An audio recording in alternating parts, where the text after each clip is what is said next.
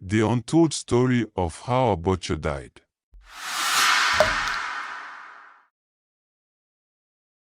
We were all told that Abacha died after eating apple from a woman while growing up. Was it true? Former Chief Security Officer, CSO, to the late Head of State, General Sani Abacha, Major Hamza al-Mustafa, RTD, has dismissed insinuations that the military ruler died after eating an apple from his concubines. Giving a detailed account on how Abacha died, al-Mustafa said contrary to insinuations, the sudden collapse of the health system of Abacha started on June 7, 1998, right from the Abuja International Airport, immediately after one of the security personnel, who accompanied President Yasser Arafat of Palestine, shook hands with him. Giving account of the incident, the former CSO to the Abacha said, "Shortly after the handshake, I noticed the change in the countenance of the late Commander-in-Chief. And I immediately informed the aide-de-camp, Lieutenant Colonel Abdullah, who advised that we keep a close watch on him." Later in the evening of June 8, 1998, around 6 p.m., his doctor came around and administered an injection to stabilize him. He was advised to have a short rest. Happily enough, by 9 p.m., he was bouncing and receiving visitors until much later when General Jeremiah Yusini, the then Minister of the Federal Capital Territory, FCT, came to see him. He was fond of the head of state. They were very good friends. They stayed and chatted together till about 3:35 a.m. Al-Mustafa continued, "A friend of the house was with me in my office, and as he was bidding me farewell, he came back to inform me that the FCT minister, Yusini, was out of the head of state's guest house within the villa. I then decided to inform the ADC and other security guards that I would be on my way home to prepare for the early morning event at the International Conference Center. At about 5 a.m., the security guards ran to my quarters to inform me that Abacha was very unstable. At first, I thought it was a coup attempt. Immediately, I prepared myself fully for any eventuality.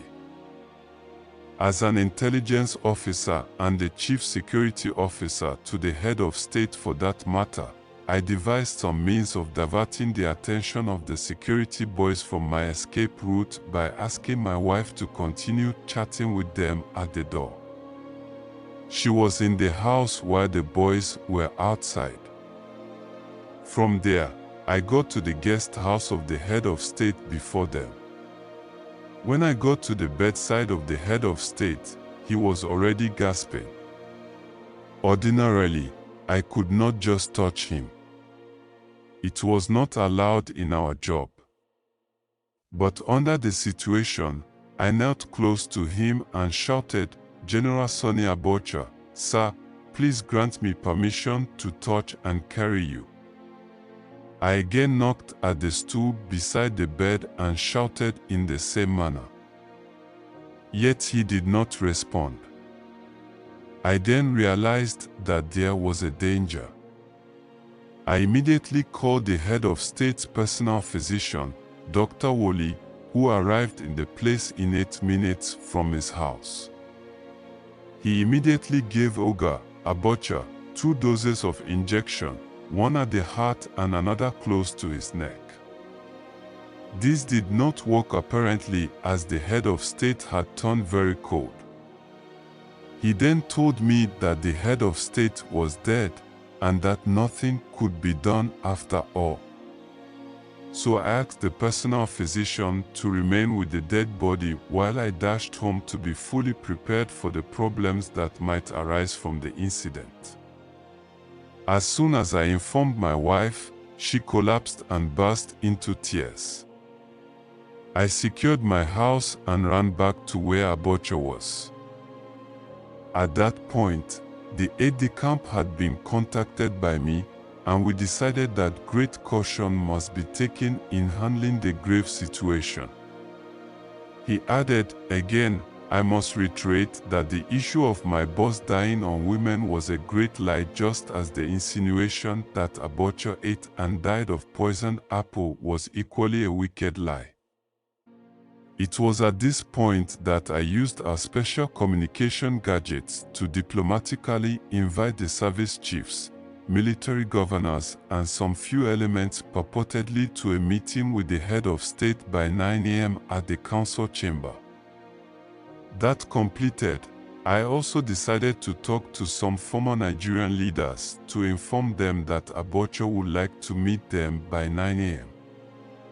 Elaborating further, Al-Mustafa said, the situation became charged when one of the service chiefs, Lieutenant General Ishola Rizi Bameyai, RTD, who pretended to be with us, suggested he be made the new head of state after we had quietly informed him of the death of Abacha.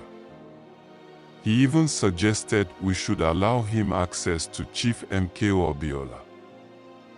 We smelt a rat, and other heads of security agencies, on hearing this, advised I move Abiola to a safer place.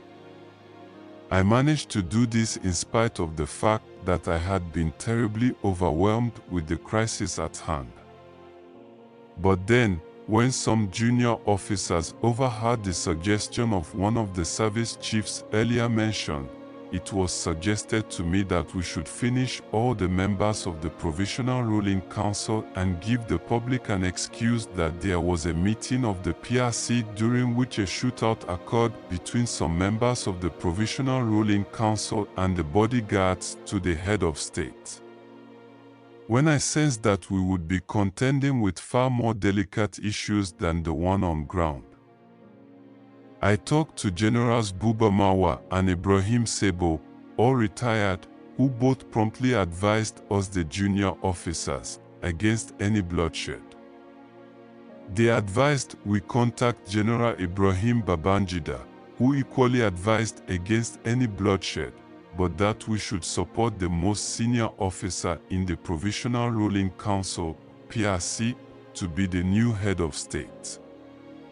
Since the words of our elders are words of wisdom, we agreed to support General Jeremiah Yusini. Along the line, Bameyai lampooned me, saying, "Can't you put 2 and 2 together to be 4? Has it not occurred to you that Yusini, who was the last man with the head of state, might have poisoned him, knowing well that he was the most senior officer in the PRC?" Source: Al-Mustafa interview with This Day News.